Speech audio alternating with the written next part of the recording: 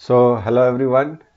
आज इस वीडियो में हम लोग कवर करेंगे ऑब्जेक्टिव 2 काइनेमेटिक्स का। तो स्टार्ट करते हैं क्वेश्चन नंबर 1 ऑब्जेक्टिव 2 का। क्वेश्चन नंबर 1 सेज कि consider the motion of a tip of a minute hand. Okay, यहाँ पे अगर इसे हम क्लॉक मानते हैं, ये 12 हो गया, 3 6 9। ओके, ये मिनट हैंड है। ओके, एंड एक आर हैंड है ना, दोनों 12 बज रहा है एग्जैक्ट। तो क्या है, consider the motion of the tip of a minute hand of a clock in 1 hour. 1 hour में जो ये मिनट हैंड का टिप है, ये जो एक्सट्रीम पॉइंट है ना, ये जो एक्सट्रीम पॉइंट है मिनट हैंड का, ये इसका मोशन कैसे होगा, ये पूरा 1 घंटे में पूरा कंप्लीट रोटेट करके वापस अपने इनिशियल पोजीशन पे आ जाएगा। तो इनिशियल पोजीशन क्या है, ये फाइनल पोजीशन क्या है, फाइनल पोजीशन भी यही रहेगा, है ना, 1 घंटे बाद। तो ये सिचुएशन हो गया। The displacement is 0, the distance covered is 0। Displacement is 0, ये तो सही है।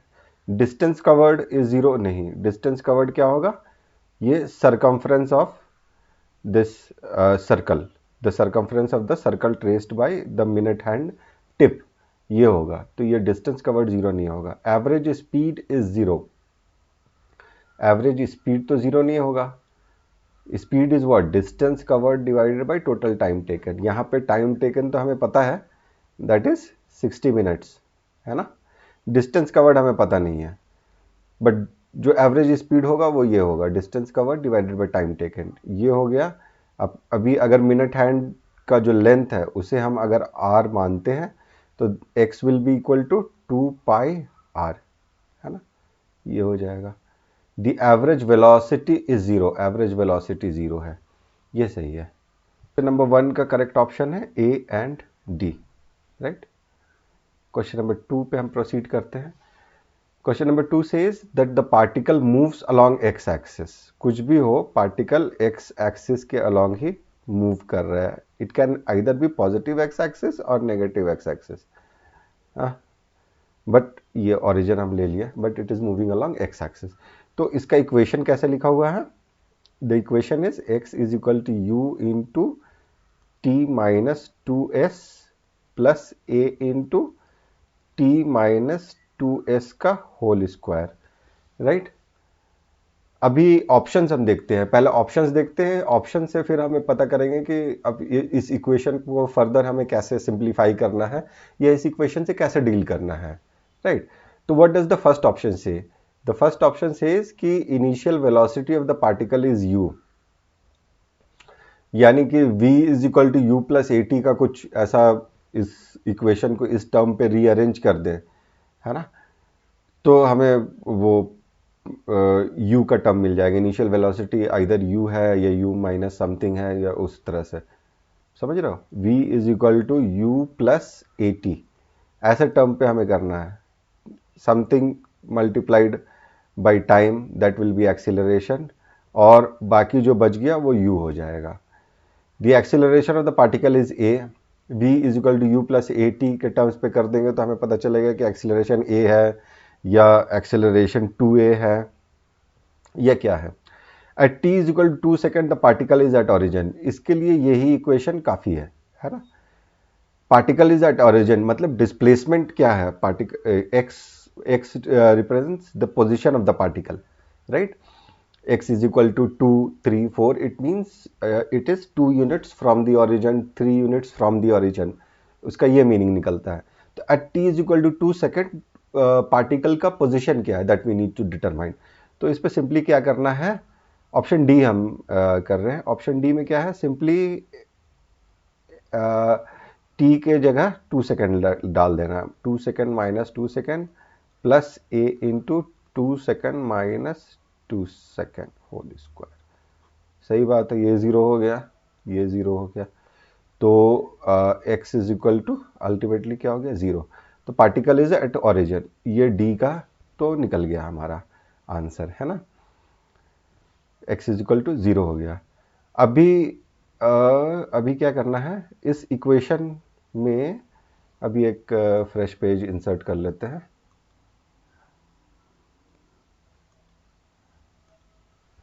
एक फ्रेश पेज इंसर्ट कर लिया। अभी इस पे क्या है कि हमें ये वी वी निकालना है, D x by D T करना है।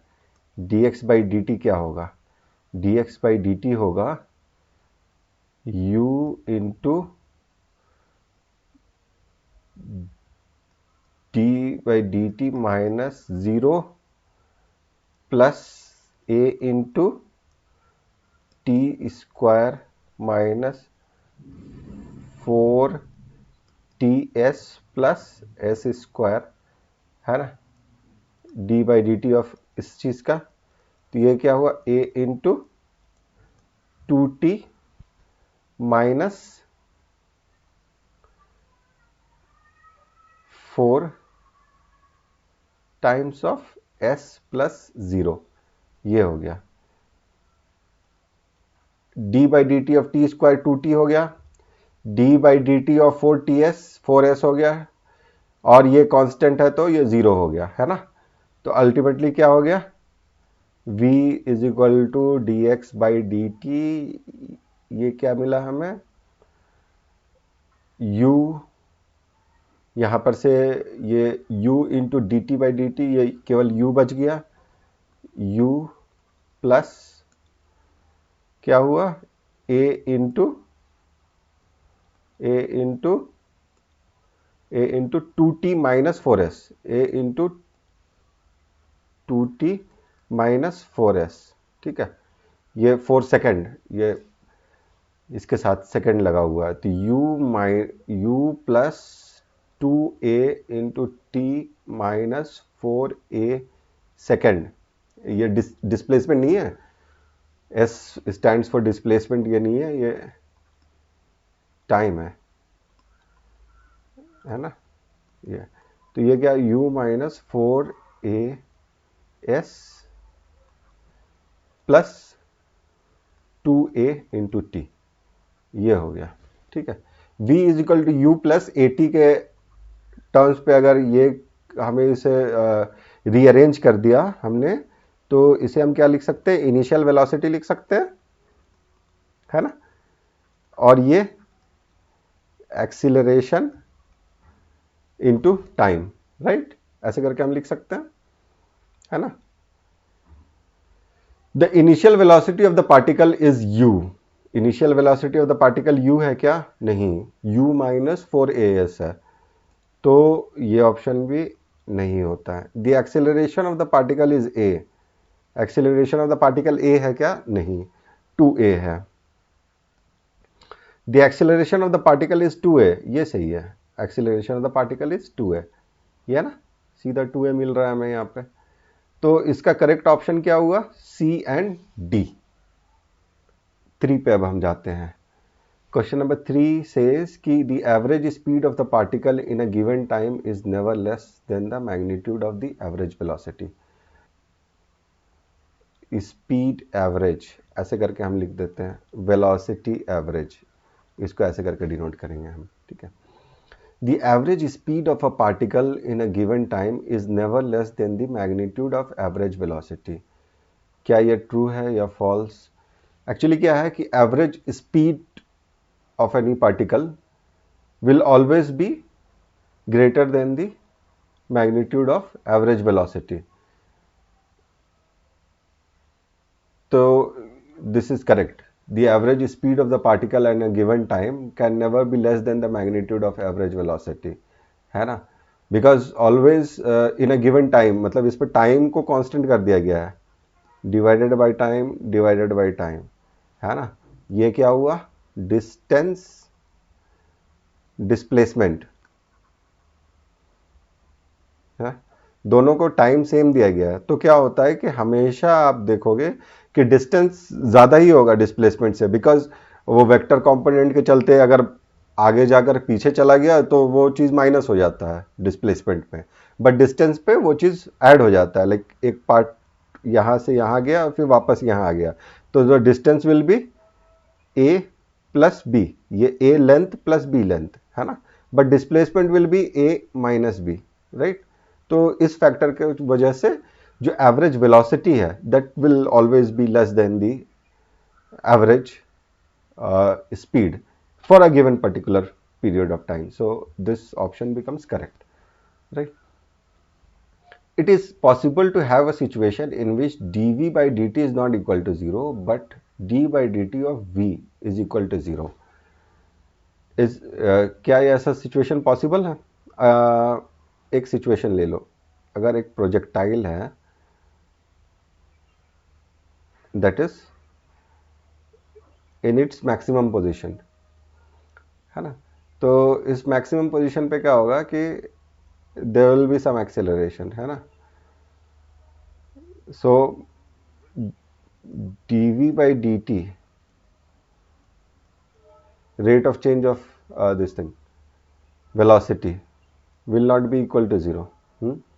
velocity as a whole क्या है, वर्टिकल कंपोनेंट ऑफ वेलोसिटी, वो जीरो नहीं होगा, that will be equal to acceleration due to gravity. But यहाँ पे जो वेलोसिटी का वैल्यू है that velocity will be equal to, ये अगर u से इसको प्रोजेक्ट करते हैं तो this will be u cos theta, है ना। यहाँ पे हाईएस्ट पोजीशन पे क्या होगा, केवल u cos थीटा रहता है, राइट।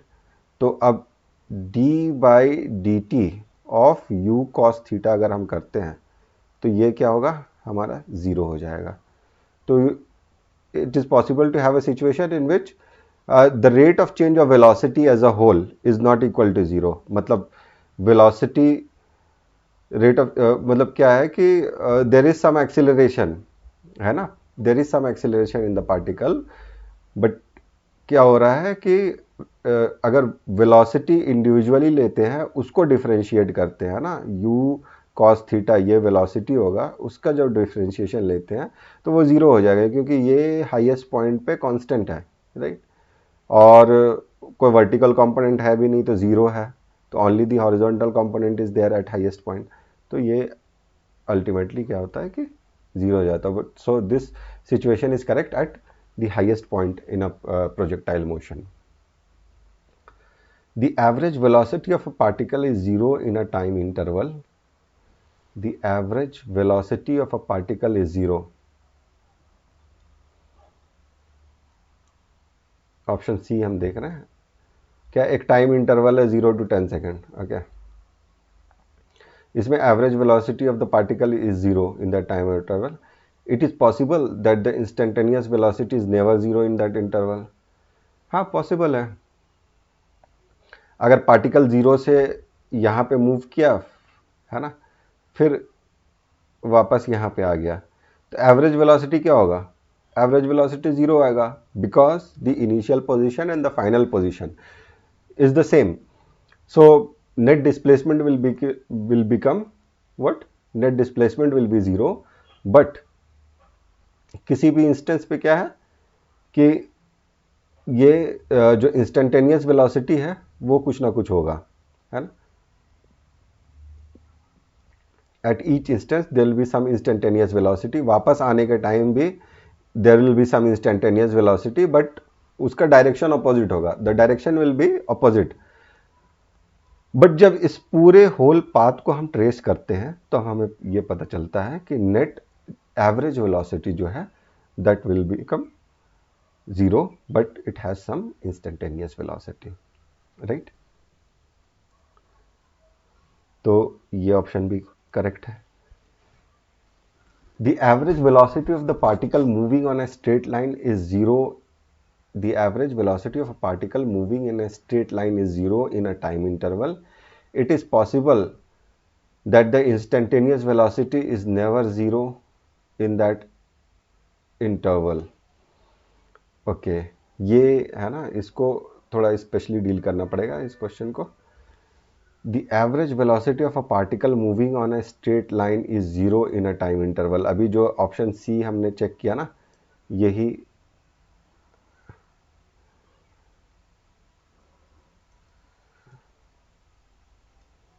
ये इनिशियल पोजीशन है, ये फाइनल पोजीशन है, ठीक है.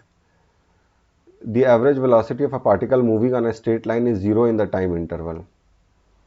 एवरेज वेलोसिटी जीरो हो गया, क्यों? क्योंकि डिस्प्लेसमेंट इसका जीरो हो गया, initial position final position same रहा, है ना। इनिशियल पोजीशन और फाइनल पोजीशन सेम रहा, दोनों को सेम कर देते हैं। It is possible that the instantaneous velocity is never zero in that interval. Infinite accelerations are not allowed. Okay. अभी ये जो ना थर्ड, ये ब्रैकेट में जो टर्म है इसको समझो, अगर इसको समझ गए तो आपका कॉन्सेप्ट काफ़ी क्लियर होगा। अभी क्या है कि यहाँ पर से कुछ पार्टिकल किसी वेलोसिटी से मूव कर रहा है। वेलोसिटी क्या है? Initially 10, suppose that 10 metres per second है ना। फिर ये फाइनली क्या होगा, यहाँ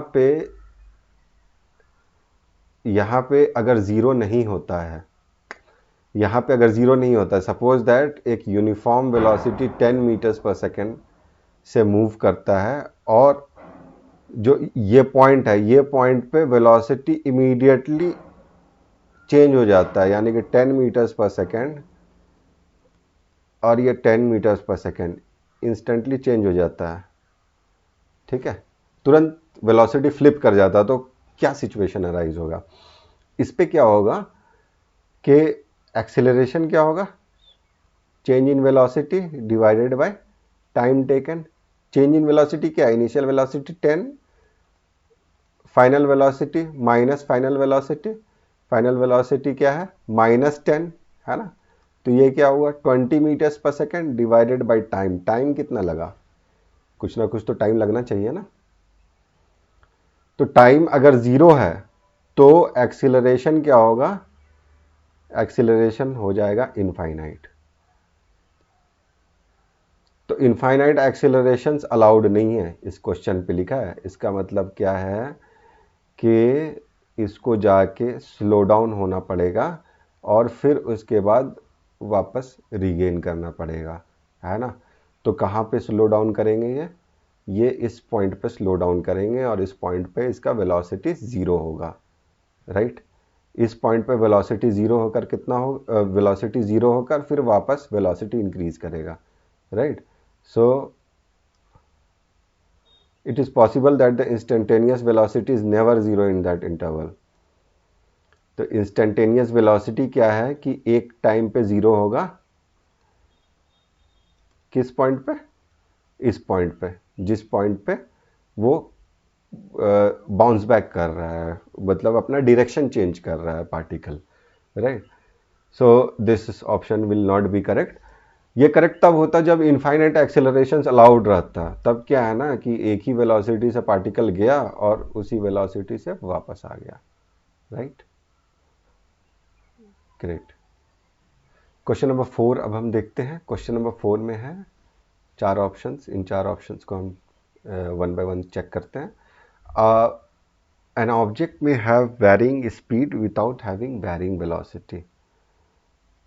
ये सारी चीज़ें सर्कुलर मोशन पे आइडियल बैठती हैं।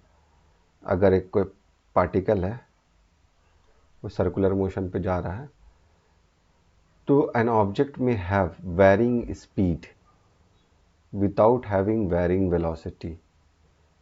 स्पीड वेरी कर रहा है, मतलब स्लो डाउन हो रहा है और फास्ट मूव कर रहा है, यानी कि हर एक टाइम इंटरवल पे वो अलग अलग डिस्टेंस कवर कर रहा है ना। विदाउट हैविंग, अब एन ऑब्जेक्ट में have varying speed without having varying velocity, तो उसका क्या है ना, वेलोसिटी भी वैरी करेगा, क्योंकि डिस्टेंस अलग अलग कवर कर रहा है तो वो डिस्प्लेसमेंट भी अलग अलग कवर करेगा, राइट। तो इसीलिए अगर स्पीड वेरी कर रहा है तो वेलोसिटी भी वेरी करेगा। एन ऑब्जेक्ट में have varying velocity without having varying speed, right. ये पॉसिबल है। ये पॉसिबल कब है? जब एक ऑब्जेक्ट मूव कर रहा है यूनिफॉर्म सर्कुलर मोशन में, यानी कि क्या है कि इसका जो स्पीड है वो कांस्टेंट है, ये इक्वल आर्क कवर करता है, इक्वल आर्क। ये जो चीज़ है ना, ये इक्वल आर्क कवर करता है इक्वल टाइम इंटरवल पे। है ना। तो हेंस क्या हुआ कि ये यूनिफॉर्म सर्कुलर मोशन में ट्रैवल कर रहा है, एंड हेंस जो स्पीड है वो कांस्टेंट है ना। बट क्या है, इसका वेलोसिटी चेंज होगा। इस इंस्टेंट पे इसका वेलोसिटी ये है, इस इंस्टेंस पे वेलोसिटी ये है। जब पार्टिकल यहाँ पे आएगा तो इसका वेलोसिटी ये रहेगा, है ना, वेलोसिटी ये रहेगा। क्योंकि क्या क्या होगा कि इंस्टेंटेनियस वेलोसिटी वो चेंज होता रहेगा पार्टिकल का यूनिफॉर्म सर्कुलर मोशन में। बट क्या है, particle equal arc length cover करेगा। ये जो आर्क लेंथ है इक्वल आर्क लेंथ कवर करेगा इक्वल टाइम इंटरवल पे। Delta T equal time interval है, उसमें theta theta equal arc length cover कर रहा है ना। ये होगा varying velocity without having varying speed, ये करेक्ट है। Non zero acceleration without having varying velocity, non zero acceleration without having varying velocity.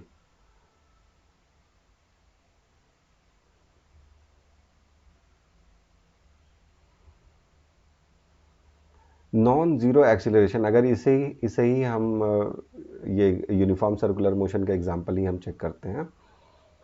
Non zero देखो, अगर नॉन जीरो एक्सीलरेशन है मतलब कोई ना कोई एक्सीलरेशन होना है।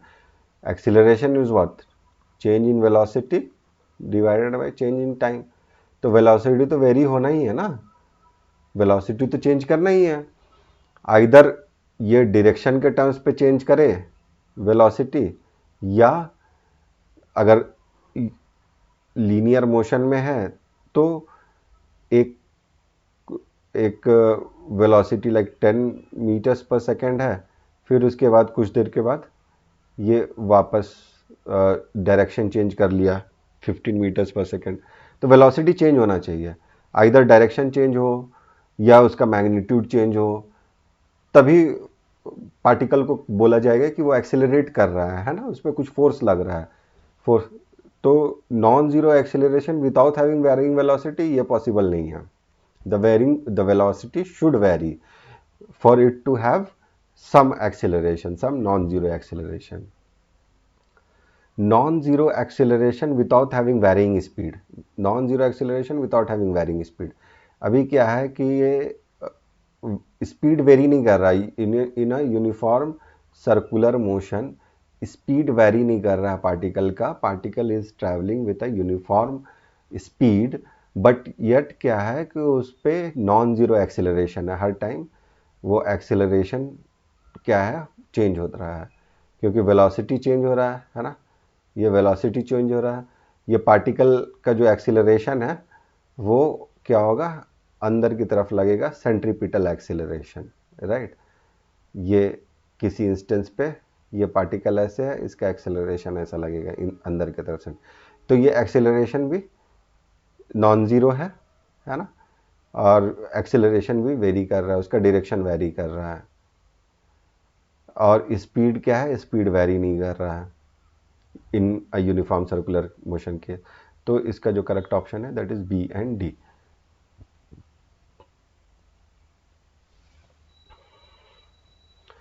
Mark the question number 5. Mark the correct statements for a particle going on a straight line. Particle straight line पे मूव कर रहा है, राइट। ये ओरिजिन है, ये एक्स डायरेक्शन ले रहता है। If the velocity and acceleration है if the velocity and acceleration have opposite signs, the object is slowing down. Suppose that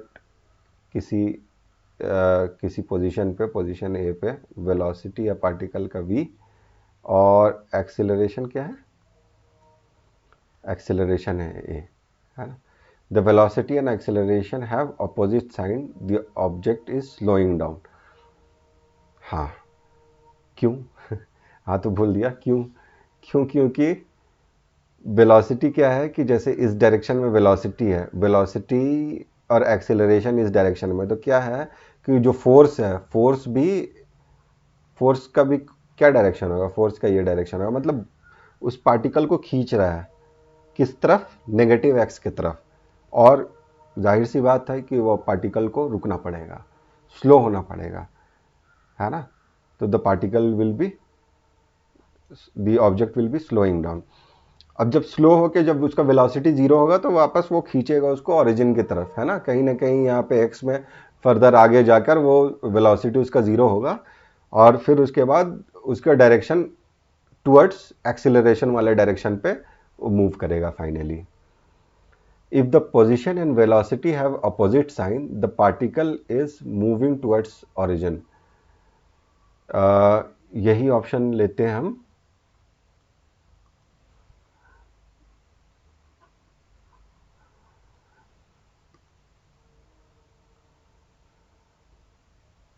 ये सपोज दैट इसका पोजीशन है पार्टिकल का। The position and velocity have opposite sign. Position ये है x1, है ना, और वेलोसिटी सपोज दैट ये अपोजिट है उसका v1, right. If the position and velocity have opposite sign, the particle is moving towards the origin. ठीक है, पोजीशन पॉजिटिव है, वेलोसिटी नेगेटिव है ना। पोजीशन पॉजिटिव है, वेलोसिटी नेगेटिव है, तो the particle is moving towards origin. ये सही है, पहला वाला तो सही था ही। If the velocity is zero at an instant, the acceleration should also be zero at that instant. Velocity अगर किस जीरो है, जैसे इससे पिछले वाले ऑप्शन में हमने देखा था, क्या देखा था कि जो पार्टिकल है वो उसका वेलोसिटी इस तरफ था और एक्सीलरेशन अपोजिट था, है ना। तो पार्टिकल फर्दर क्या है कि किसी पोजीशन पे वेलोसिटी जीरो होगा एक इंस्टेंट पे। तो velocity is zero at an instant, the acceleration should also be zero at the instant. नहीं, एक्सीलरेशन जीरो नहीं है। एक्सीलरेशन क्या है, उसके वेलोसिटी को घटा रहा है इस केस में, लेकिन एक्सीलरेशन तो लग ही रहा है, एक्सीलरेशन कांस्टेंट है, and that acceleration direction is opposite to velocity direction, है ना। तो acceleration is should also be zero at that instant, ये नहीं है, ये रॉन्ग है, सॉरी, इसको मैंने टिक कर दिया था, ये रॉन्ग है। ऑप्शन डी है, if the velocity is zero for a time interval. एक टाइम इंटरवल जीरो से लेकर 10 सेकेंड, है ना। एक टाइम इंटरवल ले लिया, the acceleration is zero at that instant. Acceleration zero है, एक्सीलरेशन जीरो है मतलब कोई फोर्स नहीं लग रहा पार्टिकल पे। अगर कोई वेलोसिटी है तो वो यूनिफॉर्म वेलोसिटी से मूव करता रहेगा, और अगर एट रेस्ट है तो वो रेस्ट पे ही रहेगा, है ना। Acceleration is equal to zero का ये मतलब हुआ। The acceleration is zero at that instant within that okay, question है, if the velocity is zero for a time interval, the acceleration is zero at any instant within, oh sorry, velocity is zero, velocity is zero मतलब 0 to 10 second तक velocity zero है, ठीक है। the acceleration is zero at any instant within that time interval। वही बात होगी अभी इससे पहले जो हम लोगों ने डिस्कस किया, उसी का रिवर्स है ना, कि अगर वेलोसिटी जीरो है, 0 to 10 सेकंड तक वेलोसिटी जीरो रहा, मतलब कोई एक पर्टिकुलर इंस्टेंट पे नहीं, पूरे 10 सेकंड तक अगर वेलोसिटी जीरो रहा, मतलब इसका क्या हुआ, इसका मतलब ये हुआ कि पार्टिकल पे कोई फोर्स लग ही नहीं रहा है। फोर्स नहीं लग रहा है मतलब एक्सीलरेशन नहीं है उस पर, है ना। तो it just means the acceleration is zero at any instant within that time interval. ये भी सही है, सही बात है बिल्कुल। तो option D, B and A, these are correct. ठीक है, क्वेश्चन नंबर 6 अब हम देखते हैं। The velocity of a particle is zero at T is equal to zero. एक T is equal to zero में क्या है, वेलोसिटी जीरो है। The acceleration at T is equal to zero must be zero. जहां पे ये must word लिखे आ जाए, समझो कि वहां पे और भी कंडीशंस हमें देखना पड़ेगा, हमें सारे कंडीशंस चेक करने होंगे in order to qualify this statement. Must word क्या है कि उस पर्टिकुलर स्टेटमेंट को यूनिक बना देता है कि यही होगा और कुछ हो नहीं सकता है, है ना। तो इस स्टेटमेंट को रिफ्रेज हम करते हैं कि the acceleration at t is equal to zero must be zero. Acceleration zero होगा क्या? ज़रूरी है नहीं। इससे पहले एग्जाम्पल में हमने क्वेश्चन नंबर 5 में देखा ना कि क्या है कि वेलोसिटी ज़ीरो है। वेलोसिटी ज़ीरो हो गया, वेलोसिटी ज़ीरो हो गया कहाँ पे? एक पर्टिकुलर इंस्टेंस पे जाकर वेलोसिटी ज़ीरो हो गया। क्यों ज़ीरो हो गया? क्योंकि एक्सीलरेशन अपोजिट डायरेक्शन में था। उस पार्टिकल को स्लो डाउन कर करके अल्टीमेटली उसका वेलोसिटी ज़ीरो किया और वापस अपने डायरेक्शन पे उसको खींच लिया। तो यही केस यहाँ पे भी हो सकता है। वेलोसिटी ज़ीरो हो गया और जब वेलोसिटी ज़ीरो हुआ उसी टाइम से आपने अपना टाइमर चालू किया, आपने अपना स्टॉप वॉच चालू किया, तो time is equal to zero हो गया। अब जब से आपने देखना चालू किया उसी टाइम से time is equal to zero होता है ना। Time is equal to zero means what? It means it is the start of your observation, right. t is equal to zero means you have started your observation from then, और उस time आपने पाया कि velocity zero है। But ये आप पूरी certainty से नहीं बोल सकते हो कि एक्सीलरेशन भी ज़ीरो होना चाहिए, है ना। तो the acceleration at t is equal to zero must be zero, ये नहीं होगा। मतलब मस्ट बी ज़ीरो हो सकता है, ज़ीरो हो सकता है, but must be zero zero होना ही चाहिए ये सही नहीं है ना। क्योंकि एक इंस्टेंस हमने देख रखा है प्रीवियस क्वेश्चन में कि एक्सेलरेशन और वेलोसिटी जब अपोजिट डायरेक्शन में हो तो वेलोसिटी ज़ीरो होगा एक इंस्टेंस पे। उस इंस्टेंस को अगर लेते हैं हम तो फिर ये ऑप्शन ए इनकरेक्ट हो जाता है। The acceleration at t is equal to zero may be zero. Acceleration में भी ज़ीरो, ठीक है, एक्सेलरेशन में भी ज़ीरो, एक्सेलरेशन ज़ीरो हो गया। पार्टिकल को जब आपने देखा, जब ऑब्जर्व करना शुरू किया उस टाइम भी रेस्ट पे है, कुछ देर बाद भी रेस्ट पे रहेगा, है ना, जब एक्सेलरेशन ज़ीरो रहेगा वैसे केस में। If the acceleration is zero from t is equal to zero to t is equal to 10 second, the speed is also zero in this interval. सही बात है। क्यों सही बात है? क्योंकि क्या है ना कि जब आपने ऑब्जर्वेशन स्टार्ट किया t is equal to zero, velocity zero है, और एक्सेलरेशन अगर if the acceleration is zero, अगर एक्सेलरेशन ज़ीरो होता है ना, तो कब से कब तक? t is equal to zero to t is equal to 10 second, इतने देर तक अगर एक्सेलरेशन ज़ीरो होता है तो स्पीड भी ज़ीरो होगा और वेलोसिटी भी ज़ीरो होगा, एवरेज स्पीड भी ज़ीरो होगा, एवरेज वेलोसिटी भी ज़ीरो होगा, है ना, क्योंकि पार्टिकल मूव ही नहीं किया, right. If the speed is zero from t is equal to zero to t is equal to 10 second, the acceleration is also zero in this interval. हाँ सही बात है। अगर स्पीड ज़ीरो होता है t is equal to zero to t is equal to 10 second, मतलब क्या है, इनिशियली तो ज़ीरो है ही और 10 सेकेंड तक ज़ीरो रहता है, तो इसका मतलब acceleration is also equal to zero. Question number 6, B, C and D. Question number 7. The magnitude of velocity, mark the correct statements. The magnitude of velocity of the particle is equal to its speed. Magnitude of velocity of a particle is equal to its speed at any particular instance. Instantaneous at any particular instance जो magnitude of velocity होता है that is equal to the speed of the particle, and जो velocity है it comprises of two terms, one is speed and the other is direction.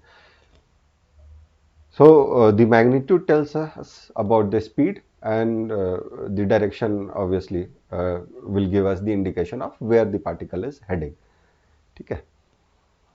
The magnitude of average velocity in an interval is equal to the average speed in that interval. नहीं, किसी interval पे जो magnitude of average velocity है वो speed के बराबर हो भी सकता है और नहीं भी हो सकता है, राइट। ये इनकरेक्ट है। It is possible to have a situation in which the speed of the particle is always zero, but the average speed is not zero. Possible to have a situation in which the speed of the particle is always zero. मतलब जो distance covered है वो हमेशा zero हो रहा है, but the average speed is not zero. ऐसा नहीं हो सकता है, क्योंकि पार्टिकल हमेशा जब रेस्ट पे रहा तो जो एवरेज डिस्टेंस उसका निकालते हैं वो भी ज़ीरो हो जाएगा, है ना, एवरेज डिस्टेंस कवर्ड। तो hence the average speed will also not be zero. Option D है, it is possible to have a situation in which the speed of the particle is never zero. It is possible to have a situation in which the speed of the particle is never zero, but the average speed in that interval is zero। ये भी सही नहीं है। Particle क्या है, move कर ही रहा है, मतलब क्या है, पार्टिकल पूरा थ्रू आउट मूव कर रहा है। तो पार्टिकल का जो स्पीड है, इंस्टेंटेनियस स्पीड है, वो कुछ ना कुछ है, but average speed in that interval is zero. Average speed zero नहीं हो सकता, क्योंकि average speed is the total distance covered divided by total time taken, है ना, टोटल टाइम टेकन। तो ये जो ऑप्शन है ये इनकरेक्ट है। Only option A is correct, right. Question number 8 हम देखते हैं। This is the velocity time plot for a particle moving in a straight line. Straight line पे पार्टिकल मूव कर रहा है, वेलोसिटी टाइम ग्राफ इसमें प्लॉट किया गया है। The particle has a constant acceleration. क्यों पार्टिकल कांस्टेंट एक्सेलरेशन क्यों है? क्योंकि acceleration is what, dv by dt। ये अगर हम वेलोसिटी टाइम ग्राफ को प्लॉट करते हैं तो ये जो स्लोप है वेलोसिटी टाइम ग्राफ का, वो एक्सेलरेशन को डिटरमाइन करता है। तो the acceleration will be 10 metres per second divided by 10 second. ये है ना slope, perpendicular divided by base, हाँ। तो this will be equal to 1 metres per second square. ये कांस्टेंट एक्सेलरेशन है। The particle has never turned around. इसको देखने के लिए अब इस ग्राफ को एनालाइज करते हैं हम। क्या है, velocity initially 10 metres per second है। अगर हम ये स्ट्रेट लाइन मोशन पे लेते हैं, ये ओरिजिन है, velocity initially 10 metres per second है ना। फिर क्या हुआ, 10 सेकेंड के बाद वेलोसिटी क्या हुआ, ज़ीरो हो गया। फिर उसके बाद 20 सेकेंड में क्या हो गया, वेलोसिटी 10 सेकेंड पे ज़ीरो हो गया। फिर 20 और फर्दर जो 10 सेकेंड है उस पर क्या हो गया, velocity 10 metres per second, opposite -10 metres per second हो गया, है ना, राइट। तो the particle has turned around. ये जीरो से 10 सेकेंड पे 10 सेकेंड तक मूव किया पॉजिटिव डायरेक्शन में, फिर वापस उसने रिवर्स किया अपना डायरेक्शन, और ये क्या है, -10 मीटर्स पर सेकेंड उसका वेलोसिटी हो गया। तो particle has never turn around, ऐसी बात नहीं है। The particle has zero displacement. Zero displacement particle का तब रहता जब ये ग्राफ ना केवल ये between 10 to -10 metres per second and 20 second तक रहता। लेकिन क्या है, ये ग्राफ हमें यहाँ तक दिया है 30 सेकेंड तक। तो यहाँ तक अगर आप देखो तो ये पॉजिटिव डिस्प्लेसमेंट है, ये नेगेटिव डिस्प्लेसमेंट है ना।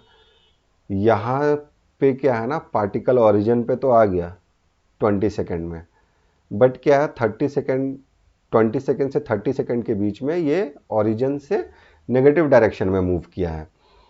तो the particle has zero displacement, ऐसा नहीं है। ये the particle has net negative displacement. The average speed in the interval 0 to 10 second is the same as average speed in the interval 10 to 20 second। हाँ, average speed in the interval 0 to 10 second, 0 to 10 second में जो average speed है, यानी कि जो total distance covered है divided by total time taken है, वो क्या निकलेगा, एरिया अंडर द ग्राफ से निकलेगा, है ना। डिस्टेंस डिस्प्लेसमेंट क्या होगा, हाफ इंटू 10 इंटू 10, राइट। ये क्या हुआ, 50। meters, right, is the same as the average speed in the interval 10 seconds to 20 seconds. 10 second से 20 सेकेंड पे भी क्या है कि टोटल जो डिस्टेंस कवर्ड है that is also like 50 metre, और जो टाइम टेकन है वो तो सेम है 10 मीटर। तो डिस्प्लेसमेंट 0 to 10 सेकेंड में 50 metre on the positive side, और 10 सेकेंड से 20 सेकेंड के बीच में वही 50 मीटर से वापस 0 हो गया। तो नेट जो average speed between 0 to 10 and 10 to 20, that is equal. Average speed in the interval 0 to 10 second is the same as average speed in the interval 10 to 20 second, है ना। ये क्या हो गया, average speed 50 metres divided by 10 second, this is 5 metres per second forward motion पे और reverse motion पे। तो इसका जो करेक्ट ऑप्शन है that is A and D, right. Question number 9 हम देखते हैं। क्वेश्चन नंबर 9 में क्या है, it shows the position of a particle. Particle क्या है कि काफ़ी रैंडमली मूव कर रहा है, डिस्प्लेसमेंट टाइम ग्राफ उसका दिया हुआ है और काफ़ी रैंडमली मूव कर रहा है। तो हमें कुछ ऑप्शंस दिए हुए हैं, उसे इवैल्यूएट करना है ना। The particle is moving on the x axis as a function of time. The particle has come to rest 6 times. अभी पार्टिकल रेस्ट पे कब आता है, when dx by dt will be equal to 0, यानी कि जो डिस्प्लेसमेंट टाइम ग्राफ है उसका जो स्लोप है वो 0 हो जाता है, यानी कि ये हॉरिजॉन्टल हो जाता है। अगर कोई ग्राफ ऐसे करके ऐसे मूव करता है और तो ये इस पॉइंट पे उसका जो स्लोप है, मैक्सिमा और मिनिमा उसे बोलते हैं, ये हो गया मिनिमा। मिनिमा पोजीशन पे स्लोप जो होता है ग्राफ का दैट इज इक्वल टू 0, और यही चीज़ मैक्सिमा के पोजीशन पे भी होता है। अगर कोई भी कर्व है वो ऐसे करके बाउंस बैक करता है, इस तरह से अगर कर्व बनाता है तो इस पॉइंट पे, है ना, मैक्सिमा ऐसे बोलेंगे, मैक्सिमा इस पॉइंट पे slope will be equal to 0, है ना। इस पॉइंट पे और इस पॉइंट पे स्लोप क्या होगा, 0 होगा। तो the particle has come to rest. हाँ, और जब स्लोप 0 होगा तो यानी कि क्या है कि जो वेलोसिटी होगा वो 0 होगा। वेलोसिटी जब 0 होगा इसका means the particle has come to rest, है ना, तभी तो वेलोसिटी 0 होगा। तो has it come to rest 6 times, ये 1 टाइम तो हुआ, 2 टाइम्स, 3, 4, 5 एंड दिस इज 6। इस ग्राफ में 6 टाइम्स तो दिख रहा है हमें, 1, 2, 3, 4, 5 and 6। The particle has come to rest 6 times, ये सही है। The maximum speed is at t is equal to 6 seconds. t is equal to 6 second पे क्या मैक्सिमम स्पीड है, स्पीड क्या होगा, this is the speed dx by dt, है ना, is equal to velocity of that particle, है ना, velocity, instantaneous velocity of the particle and the magnitude of speed also. तो at T is equal to 6 second पे क्या आपको slope maximum लग रहा है इसका अगर हम एंगल देखते हैं तो क्या स्लोप मैक्सिमम लग रहा है, मुझे लगता है कि ये वाला जो सेगमेंट है इसमें स्लोप मैक्सिमम है, ये 90 डिग्री के आसपास, मतलब 90 डिग्री के काफ़ी क्लोज है, या ना, ये वाला जो स्लोप है दिस इज मैक्सिमम। तो ये जो लेग है, दिस लेग, जो ये लेग है 2 सेकेंड के आसपास वाला, इस पे स्लोप मैक्सिमम है, राइट। तो maximum speed at T is equal to 6 ये नहीं है, ये at T is equal to 2 हो सकता है। The velocity remains positive for t is equal to 0 to t is equal to 6।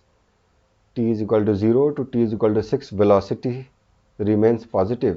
Velocity remains positive means dx by dt is greater than 0, है ना, यानी कि जो अगर स्लोप, इस कर्व का अगर स्लोप ऐसा है थीटा, है ना।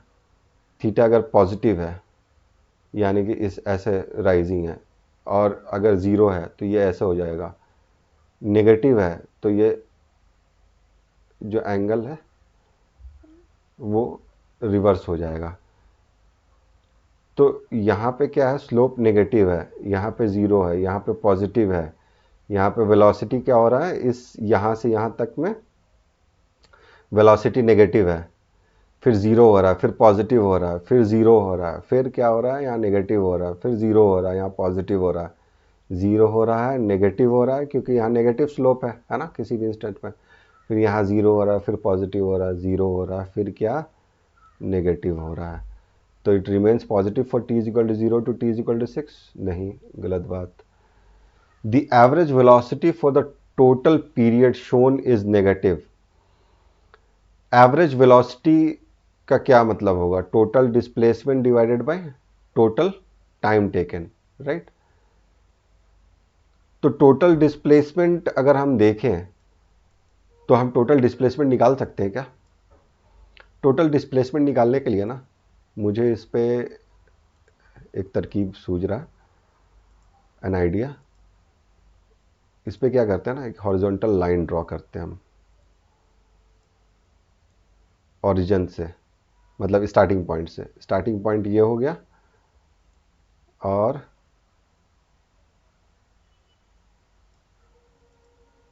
स्टार्टिंग पॉइंट ये हो गया, फाइनल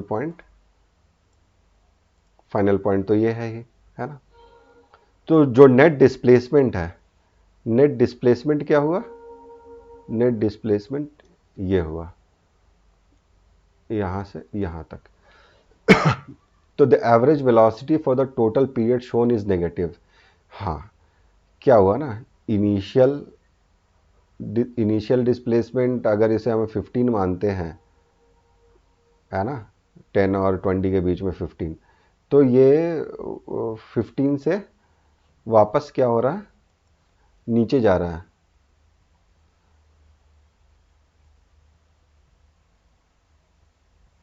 ठीक है, ये में भी हमारा 12 हो रहा है समथिंग, है ना। सो velocity average will be equal to final displacement minus initial displacement divided by time taken। ये क्या हुआ, 12 माइनस 15 डिवाइडेड बाई जो भी टाइम लगा यहाँ पे, राइट, 8 सेकेंड मे बी। हाँ, तो average velocity for the total period shown is negative, right, ये ऑप्शन सही है, बिकॉज नेगेटिव है, ये तो श्योर है। फाइनली हम क्वेश्चन नंबर 10 पे आते हैं। Honestly question number 10 is not like 1 minute और 2 मिनट का सॉल्यूशन नहीं है। किसी को मतलब इंस्टेंटली आ सकता है, लाइक इसका जो सॉल्यूशन है अगर फर्स्ट इंस्टेंस पे ही क्लिक कर जाए तो वो 1 मिनट का सॉल्यूशन है। बट अगर आप उसको सॉल्व करने जाओ तो कभी कभी अगर आप मोस्ट ऑफ द टाइम ये होता है कि आप गलत तरीके से आगे प्रोसीड करते हो, फिर आपको सही तरीका मालूम पड़ता है। तो इसे हम चेक देखते हैं हर एक एंगल से कि जब आप गलत तरीके से आगे प्रोसीड करते हो तो फिर आपको कैसे वापस सही तरीका कैसे आपको पता चलता है। तो द थिंग इज कि the acceleration of a particle as seen from 2 frames, कोई 2 फ्रेम है ना, S1 एंड S2, ये 2 फ्रेम है S1 and S2, that has S1 and S2 have equal the acceleration of a particle as seen from 2 frames S1 and S2 have equal magnitudes 4 meters per second square, 4 meters per second square। एक particle P है, इसे frame S1 और frame S2, reference frame S1 and reference frame S2 से अगर देखा जाता है तो उसका मैग्नीट्यूड क्या है कि 4 मीटर पर सेकेंड स्क्वायर आता है कांस्टेंट, है ना। तो अब फ्रेम्स के बारे में पूछा गया है, तो ऐसा कब कैसे हो सकता है कि दोनों फ्रेम से एक frame suppose that 4 metres per second square से मूव कर रहा है S1, है ना। पार्टिकल P है वो रेस्ट पे है, राइट। तो S1 के रिस्पेक्ट पे जो पार्टिकल P है, acceleration of P with respect to S1, ये क्या होगा?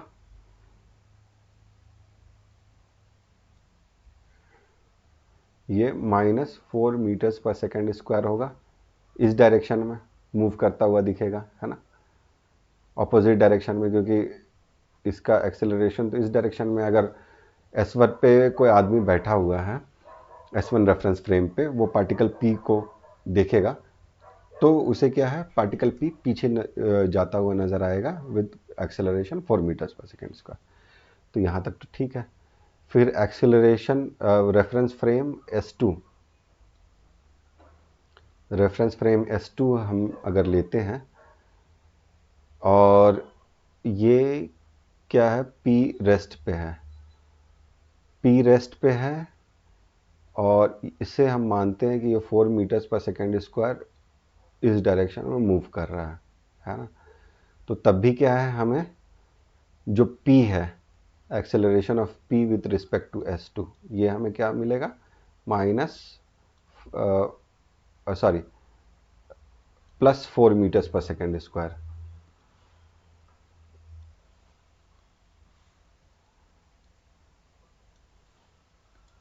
Okay, 4 metres per second square नजर आएगा। The acceleration of particle as seen from two frames S1 and S2 have equal magnitude 4 meters per second square. Magnitude equal है, ठीक है। S1 आगे move कर रहा 4 मीटर्स पर सेकेंड स्क्वायर से, और S2 मूव कर रहा 4 मीटर्स पर सेकेंड स्क्वायर पीछे। तो the frames must be at rest with respect to each other. ये जो दो फ्रेम हैं, ये आपस में, it is at rest with respect to each other? No. Acceleration of S1 with respect to S2 is 8 meters per second square, है ना। ये क्या होगा, acceleration of S1 minus acceleration of S2, हाँ। तो ये क्या हो गया, क्या है कि acceleration of S1 with respect to S2, यानी कि अगर बंदा कोई S2 में बैठा हुआ है और वो S1 फ्रेम को देखता है, तो what he will see that S1 is moving at an acceleration of 8 meters per second square in the forward direction। मतलब S1 4 metres per second square से विथ रिस्पेक्ट टू ग्राउंड तो move कर ही रहा है, लेकिन अगर कोई ऐसा रेफरेंस फ्रेम में कोई बंदा बैठ जाता है जो 4 मीटर्स पर सेकेंड स्क्वायर से नेगेटिव डायरेक्शन में मूव कर रहा है, तो जो पॉजिटिव डायरेक्शन में 4 मीटर्स पर सेकेंड स्क्वायर में मूव करता हुआ रेफरेंस फ्रेम है, वो उसको क्या नज़र आएगा, वो उसको नज़र आएगा कि वो 4 मीटर्स पर सेकेंड स्क्वायर नहीं, 8 मीटर्स पर सेकेंड स्क्वायर से फॉरवर्ड मूव कर रहा है, डबल द एक्सेलरेशन, और the acceleration of his reference frame with respect to ground added on S1। तो it's definitely not at rest with respect to each other. ये पहला example ही जो हमने किया। The frames may be moving with respect to each other but neither should be accelerated with respect to each other.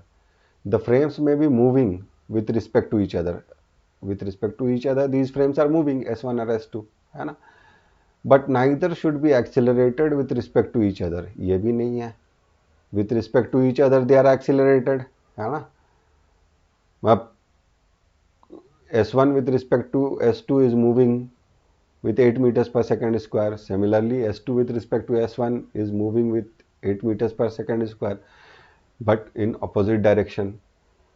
The acceleration of S2 with respect to S1 may either be 0 or 8 meters per second square. The acceleration of S2 with respect to S1 may either be 0 or 8 meters per second square. 8 meters per second square को तो देख लिया हमने, है ना। 0 भी हो सकता है। 0 कब हो सकता है, जब S2 ये है, the acceleration of S2 with respect to S1 में आइदर भी 0 और 8 मीटर। S2 भी जब 4 मीटर्स पर सेकेंड स्क्वायर से फॉरवर्ड मूव कर रहा है तो जो ये पार्टिकल है with respect to S1 and with respect to S2 दोनों फ्रेम ऑफ रेफरेंस से क्या है, उसे सेम मैग्नीट्यूड का एक्सेलरेशन से वो मूव करता हुआ उसको दिखेगा with respect to S1 and with respect to S2, और S1 with respect to S2 will be zero acceleration, है ना। जब क्या है कि S1 4 metres per second square से इस डायरेक्शन में मूव कर रहा है और S2 क्या है 4 मीटर्स पर सेकेंड स्क्वायर से इस डायरेक्शन में मूव कर रहा है, तो ये दोनों आपस में ये होगा। ठीक है। The acceleration of S2 with respect to S1 में either भी 0 और 8 मीटर्स पर सेकेंड स्क्वायर। क्या यही दो केवल ऑप्शन है? अभी क्या है, अभी अगर हम ये देख लें और फर्दर ऑप्शंस को हम नहीं एक्सप्लोर करें तो ये ऑप्शन 3 भी करेक्ट लगता है ना। ऑप्शन 3 भी करेक्ट लगता है, इनफैक्ट ऑप्शन सी में टिक मार देंगे। बट अभी क्या है कि और भी इसके पॉसिबल सॉल्यूशंस हैं, तो it can be just not कि S1 और S2 आइदर ऑपोजिट डायरेक्शन में या सेम डायरेक्शन में, ये दोनों कुछ एंगल भी बना सकते हैं आपस में। ठीक है, स्टिल वो कंडीशन क्वालिफाई होगा 4 मीटर्स पर सेकेंड स्क्वायर और S1 4 metres per second square, ये पार्टिकल P है एट रेस्ट, है ना। तो acceleration of with respect to S1 is 4 meters per second square, P with respect to S1 is 4 meters per second square, कहाँ पे, downward direction में, and acceleration of P with respect to S2 is 4 meters per second square, किस direction में, इस direction में, किस direction में, इस डायरेक्शन में, है ना, right. But S1 with respect to S2, S1 with respect to S2 ये क्या होगा, दिस विल बी 4 एंड ये 4 मीटर्स पर सेकेंड स्क्वायर। ये क्या मैग्नीट्यूड हुआ, नेट मैग्नीट्यूड क्या हो गया, 4√2, है ना। अभी नॉट जस्ट दिस, S1 और S2 कोई थीटा एंगल भी बना सकता है, येट जो इनिशियल क्वेश्चन बोल रहा है कि the acceleration of particle as seen from the two frames S1 and S2 have equal magnitude 4 metres per second square, ये स्टिल क्वालिफाई होगा, राइट। ये 4 मीटर्स पर सेकेंड स्क्वायर, ये क्या है 4 मीटर्स पर सेकेंड स्क्वायर, इन दोनों के आपस में एंगल जो थीटा है, this can be anything 0 degree to 180 degree, कुछ भी हो सकता है। इससे रिलेटेड क्या है, जो मैग्नीट्यूड ऑफ जो नेट एक्सेलरेशन है वो क्या होगा, वो that will vary between 0 to 8 metres per second square. जब एब्सोल्युटली अपोजिट हो जाएगा, when S1 will be 4 meters per second square and S2 will be 4 meters per second square, opposite direction, ठीक है। तो जो acceleration of S1 with respect to S2 ये क्या होगा 8 मीटर्स पर सेकेंड स्क्वायर, और जब in the same direction, right, same direction, तो फिर ये क्या होगा, 0 हो जाएगा, राइट।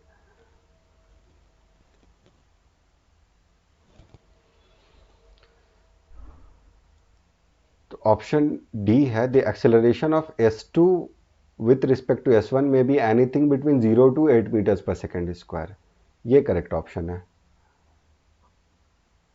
ठीक है, अभी जब तक हमने अभी लास्ट वाले ये एक्सप्लेनेशन नहीं देखा था कि it can the angle can be anything between 0 to 180 degree, तब हमें लगा था कि ये केवल दो ऑप्शन हो सकते हैं, आइदर जो दोनों है वो 4 metres per second square same direction पे रहे या अपोजिट डायरेक्शन में रहे। सेम डायरेक्शन पे रहे तो the acceleration of S2 with respect to S1 will become 0, और अपोजिट डायरेक्शन में रहे तो the acceleration would become 8 metres per second square.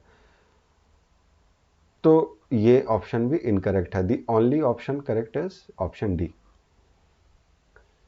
So that's all for objective 2। और अभी मेरा जो वीडियो लेक्चर्स है आपको कैसा लग रहा है, आपको पसंद आ रहा है तो please do like and subscribe, और अपने फ्रेंड्स को भी शेयर कीजिए, and keep watching, that motivates me to make videos and to excel. Thank you.